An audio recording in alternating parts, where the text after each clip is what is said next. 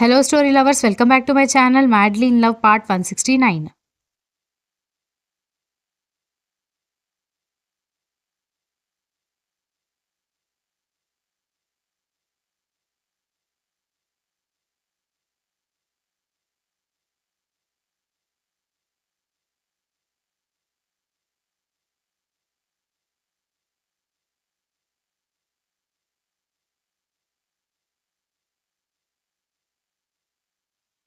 సరేలే అక్క, ఆ లెటర్ భద్రంగా మళ్ళీ నా బ్యాగ్‌లో పెట్టిరా అనగానే, ఎందుకు ఇంకా దీన్ని దాచిపెట్టుకుంటున్నావు? చించి అవతల పడేస్తానని అనగానే, అటు కర్ణ, ఇటు దక్ష ఇద్దరూ షాక్ అవ్వడంతో, అక్క ప్లీజ్ వద్దు, దాన్ని చించకు. నేను లెటర్ ఇచ్చినా ఇవ్వకపోయినా అది ఆయన గుర్తుగా నా దగ్గరే ఉంటుంది అనగానే, ఆయన గుర్తులు నీకెందుకే అని అడిగింది దీక్షిత.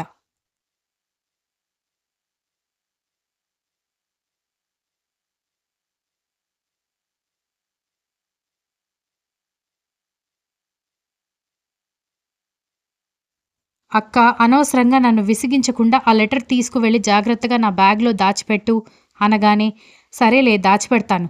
దానికెందుకు అంత కోపం? అసలు కోపం అంటే ఏంటో కూడా తెలియని సబ్జెక్ట్ నీకు.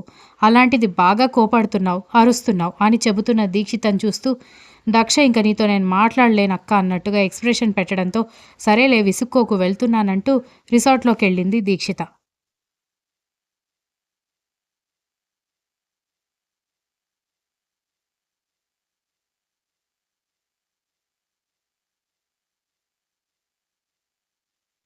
దీక్షితకి కర్ణ ఎదురెళ్లడంతో, "ఈ లెటర్ మీకు కావాలా?" అని అడగడంతో, కావాలని కర్ణ ఆ లెటర్ తీసుకోబోతూ ఉంటే, దీక్షిత ఆ లెటర్ ఇవ్వకుండా లెటర్ తన వెనుక వైపు పెట్టుకోవడంతో, దీక్షిత వాట్ ఈస్ దిస్ అని కర్ణ అడిగేసరికి, నాకొక విషయంలో క్లారిటీ ఇవ్వండి అని అడగడంతో, చెప్పు ఏంటది అని అన్నాడు, ఎలాగైనా ఆ లెటర్ తీసుకోవాలని.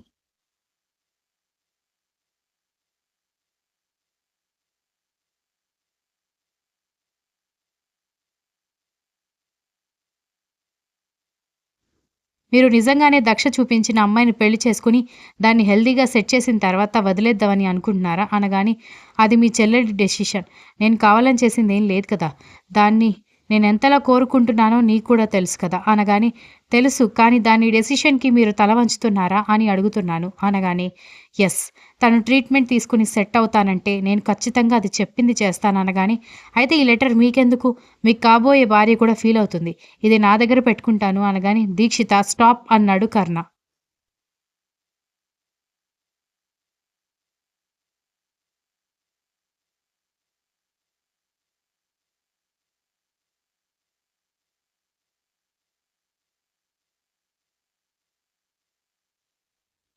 దీక్షిత ఆగిపోయి నవ్వాపుకోవడానికి ట్రై చేస్తుంటే, నేను నీ మీద కోప్పడలేను. ఎందుకంటే ఎవరెలా ఉన్నా నీకు మాత్రం నువ్వు చేసే పనిలో క్లారిటీ ఉంటుంది. I like that. అందుకే నిన్ను అండర్ ఎస్టిమేట్ చేయడం నాకు నచ్చదు. సో నాకు లెటర్ ఇచ్చేయి అనగానే, అరే! మీ ఇద్దరి దారులు వేరైపోతున్నాయి. మీ ఇద్దరి లైఫ్ వేరైపోతుంది. అలాంటప్పుడు మీకెందుకు ఈ లెటర్? ఒకవేళ ఫ్యూచర్‌లో నా చెల్లెలు ఇంకెవరినైనా పెళ్లి చేసుకుంటే పేరు మార్చి వాళ్ళకిచ్చేస్తాను అనగానే, దీక్షిత అని అరిచాడు కర్ణ.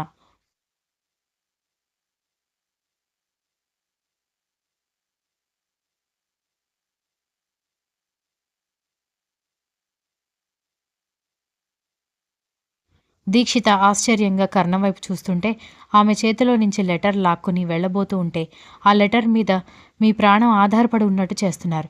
మీరు వేరే అమ్మాయిని పెళ్లి చేసుకున్న తర్వాత మీ పాత ప్రేమికురాలి ప్రేమలేఖని మీ దగ్గర పెట్టుకోవడం తప్పే కదా అనగానే, ఎనఫ్ అని చెప్పి కర్ణ వెళ్ళిపోయాడు.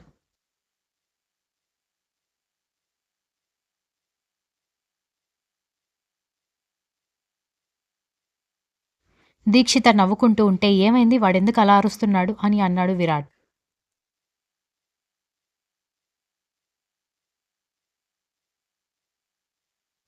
దీక్షిత జరిగిన విషయం చెప్పడంతో, అక్కడికి నేనే మీ చెల్లెల్ని ఏడిపిస్తున్నట్టు అప్పుడప్పుడు ఓవర్ యాక్షన్ చేస్తుంటావు. ఇప్పుడు నువ్వు చేసిందేంటే? పాపం వాడినెందుకు ఏడిపించావు?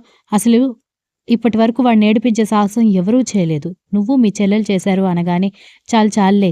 ఆయన ప్రేమ స్ట్రాంగ్‌గా ఉందో లేదో తెలుసుకోవడానికి అలా మాట్లాడాను. లేకపోతే లెటర్ ఇవ్వాలని నాకు లేదనుకుంటున్నావా? అనగానే, మరి మీ చెల్లెలు అడిగితే ఏం చెప్తావు? అనగానే, దానంతటా అది వెతుక్కోలేదు. అది సెట్ అయిన తర్వాత ఆటోమేటిక్‌గా వాళ్ళిద్దరూ కలిసిపోతారు. అప్పుడు ఆయన దగ్గర లెటర్ ఉంటే, అదే నా దగ్గరకొచ్చి థాంక్స్ చెప్తుంది. సో, ప్రాబ్లమ్ ఏమీ లేదు. రూమ్‌లో బాబు ఒక్కడే ఉన్నాడు. నేను వెళ్తాను అంటూ దీక్షిత వెళ్ళిపోవడంతో, విరాట్ కర్ణ దగ్గరికి వెళ్ళి రేపు తెల్లవారుజామునే దక్షకి ట్రీట్మెంట్ చేయాలంట. దీనివల్ల తన నరాల్లో కదలిక మొదలవుతుందని చెప్పారు అనగానే వెళ్దాం అని అన్నాడు కర్ణ.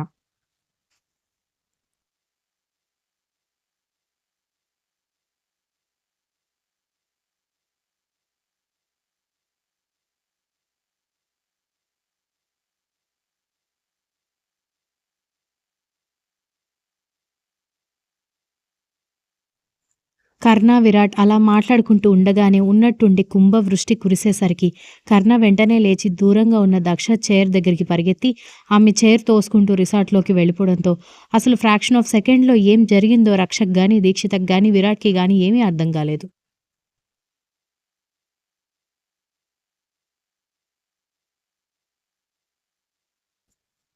మొత్తం తడిచిపోయిన తర్వాత వర్షం పడుతుందని అందరూ లోపలికి పరిగెత్తేసరికి కర్ణ, దక్ష మాత్రం చాలా తక్కువగా తడిచిపోయి లోపల ఉండేసరికి దక్ష కూడా ఆశ్చర్యంగా కర్ణ వైపు చూస్తుంటే, ఏరా మిత్రద్రోహి, నేను నీ పక్కనే కూర్చున్నాను కదా, హాయిగా నీ ప్రేమికురాలిని అయితే తడవకుండా లోపలికి తీసుకొచ్చుకున్నావు.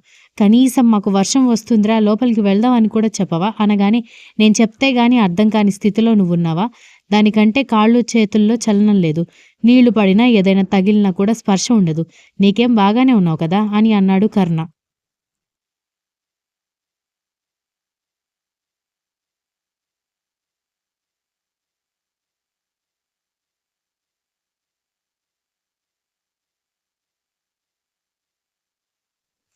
ఓరి దౌర్భాగ్యుడా అని విరాట్ తిడుతూ ఉంటే కర్ణ చెప్పిన దాంట్లో తప్పే ఉంది.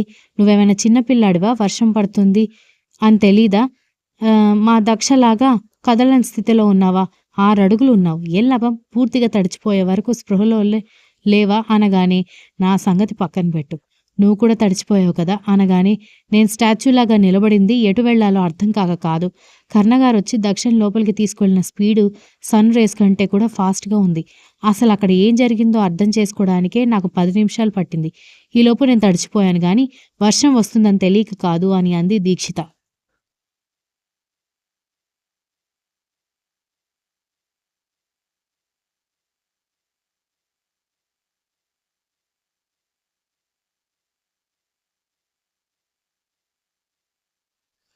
మీరు అసలు మనుషులు కాదే అని ఇద్దరిని తిడుతూ విరాట్ వెళ్ళిపోవడంతో దీక్షిత నవ్వుకుంటూ ఉంటే కర్ణ వైపు, దక్ష వైపు దీక్షిత నవ్వుతూ చూసేసరికి ఇద్దరూ ఆమె వైపు చూడలేక దిక్కులు చూస్తూ ఉండేసరికి, మా చెల్లెల్ని తడవకుండా కాపాడినందుకు థ్యాంక్స్ కర్ణ గారు అని దీక్షిత వెటకారంగా చెప్పడంతో కర్ణ సీరియస్గా చూసేసరికి దీక్షిత నవ్వుతూ దక్ష వీల్ చైర్ తోసుకుంటూ గదిలోకి వెళ్ళిపోగా ఇందిరా, నారాయణ, రక్షా, స్నేహ కూడా వచ్చేశారు.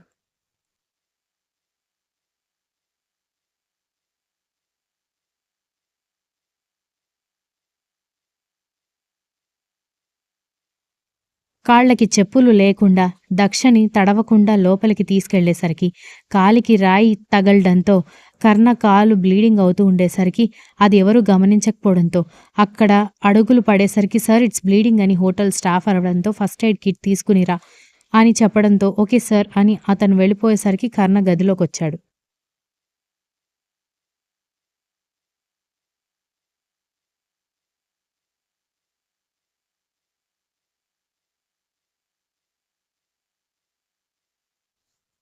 కర్ణ గదిలోకొచ్చేసరికి విరాట్ అలిగి కూర్చోవడంతో ఆడపిల్లలాగా అలిగి కూర్చున్న చాల్లే అంటూ కర్ణ వచ్చి బెడ్ మీద కూర్చుని కాలు చూసుకుంటూ ఉండేసరికి విరాట్ అనుకోకుండా కర్ణ కాలు వైపు చూసి ఒరేయ్ ఏమైందిరా అని టక్కున లేచి కర్ణ వైపుకొచ్చి కూర్చోవడంతో ఇందాక అదెక్కడ తడిసిపోతుందోనని స్పీడ్గా పరిగెత్తుకుని వెళ్ళాను కదా, కాలుకి రాయి తగిలింది అనగానే చూసుకోవాలి కదరా అని ఫస్ట్ ఎయిడ్ కిట్ కోసం వెతుకుతూ ఉంటేనే hotel staff first aid kit తీసుకుని రావడంతో థ్యాంక్స్ అంటూ అందులో నుంచి కాటన్ తీసి కాళీ బొటనవేలు అంతా క్లీన్ చేశాడు విరాట్.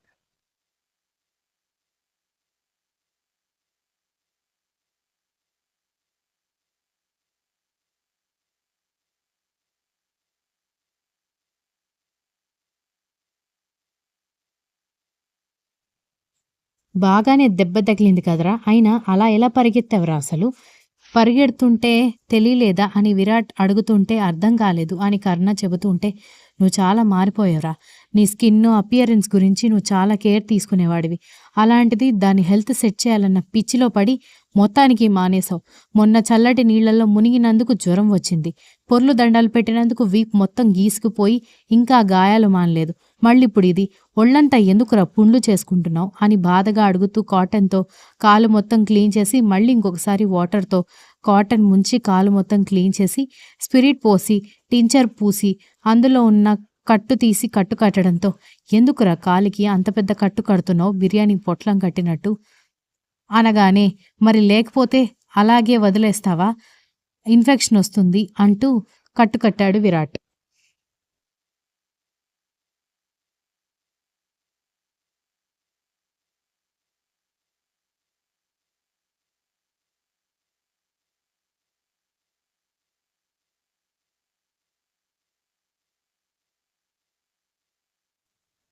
కట్టు కట్టడం పూర్తి చేసిన తర్వాత రిసార్ట్ స్టాఫ్కి ఫస్ట్ ఎయిడ్ కిట్ ఇచ్చి పంపించేసి కొంచెం పెయిన్ కిల్లర్స్ కూడా పంపించండి అని చెప్పడంతో సరేనంటూ వెళ్ళిపోయారు వాళ్ళు.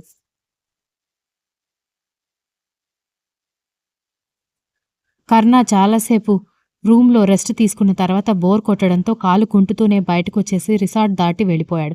కొంచెం దూరం వెళ్ళిన తర్వాత ఒక గూడెం కనిపించడంతో పొగలొస్తూ ఉండేసరికి అక్కడికి వెళ్ళగానే అక్కడ ఉన్న వాళ్ళందరూ ఎవరో బయటవాడు వచ్చాడని అతని వైపుకు రావడంతో కొంచెం కోయ భాష మీద ఐడియా ఉండేసరికి తనకి తెలిసిన కేరళ లాంగ్వేజ్లో తను వాళ్ళకి చెడు తలపెట్టడానికి రాలేదని చెప్పడంతో వాళ్ళు చేతులు వెనక్కి తీసుకుని బాగా మాట్లాడి కొంచెం మజ్జిగిచ్చారు.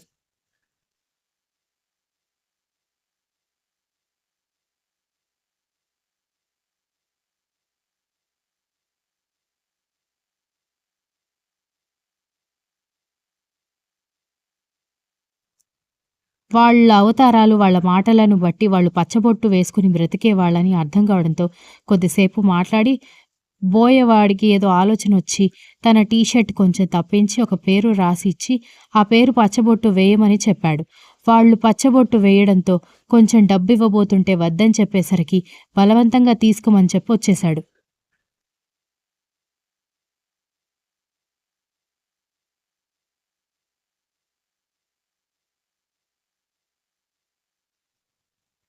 తిరిగి రిసార్ట్ దగ్గరికి రావడంతో విరాట్ ఎదురొచ్చి ఎటుపోయావురా నాకు చెబితే నేను కూడా వస్తాను కదా అని కాలు వైపు చూసేసరికి కాలు మళ్ళీ ఎర్రగా అవ్వడంతో అబ్బా ఎందుకు నడిచావురా కాలు చూడు మళ్ళీ గాయం అవుతోంది అంటూ కర్ణ చేతిని తన భుజం మీద వేసుకుని రూమ్లోకి తీసుకెళ్లాడు Virat. Continuous. If you like the story please like share comment and don't forget to subscribe.